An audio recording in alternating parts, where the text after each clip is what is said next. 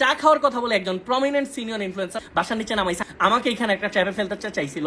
এই যে ট্র্যাপ, এই ট্র্যাপের মধ্যে আল্লাহর ওয়াজ থেকেও আমাদের প্রমিনেন্ট দুইজন ইনফ্লুয়েন্সার যাদের নাম আপনারা চিনবেন, তাদের থেকে দুইজন কিন্তু বিট্রে করছে অনেকটা। প্রমিনেন্ট সিনিয়র ইনফ্লুয়েন্সার আমাকে চা খাওয়ার কথা বলে বাসার নিচে নামাইছে। আমি যাওয়ার পর দেখি উনি একা না, ওনার সাথে একটা মাইক্রো আইন শৃঙ্খলা বাহিনীর লোকজন, এবং উনি বাসায় নিয়ে আমাকে এমন ভাবে কথা বলছে, উনি আমাকে বোঝানোর চেষ্টা করছে তাদের সাথে আর্মস আছে। এবং এখানে একটা এজেন্সি লোক ছিল যারা সরাসরি পিএম কে, মানে তৎক্ষণাৎ স্বৈরাচার শাসকের যে প্রধানমন্ত্রী ছিল তাদেরকে রিপোর্ট করে। আমি বোঝানোর চেষ্টা করছি, একটু বুঝেন, ভালোভাবে চিন্তা করেন। পেইড ক্যাম্পেটা ছিল এরকম, এমন কিছু কথা আমাদের মুখ দিয়ে বলাতে চেয়েছিল যেন আমরা এই যে বিভিন্ন জায়গায় হামলাগুলো হচ্ছে আমরা যেন বলি যেগুলো বিএনপি করতেছে, এগুলো জামাত করতেছে, শিবির করতেছে বলে জনগণের মধ্যে একটা দলকে আমরা ভাগ করে দিই, এবং ছাত্রদেরকে যেন বাসায় যেতে বলি, ঘরে ফিরে যেতে। স্বৈরাচার শাসক গোষ্ঠী যেটা করতেছে পরিকল্পিতভাবে, সুপরিকল্পিতভাবে মন্দিরগুলোতে হামলা করতেছে যেন আমার হিন্দু ভাই বোনরা রাস্তায় নেমে আসে, এবং এই স্বৈরাচারের দোসররা যারা পলায় আছে তাদের যেন একটা পথ তৈরি হয় আমার হিন্দু ভাই বোনদের সাথে, ওরাও যেন রাস্তায় নেমে আসে, এবং এটাকে বিতর্কিত করে আরো আন্দোলন করে আরো ঝামেলা সৃষ্টির মাধ্যমে যেন দেশটাকে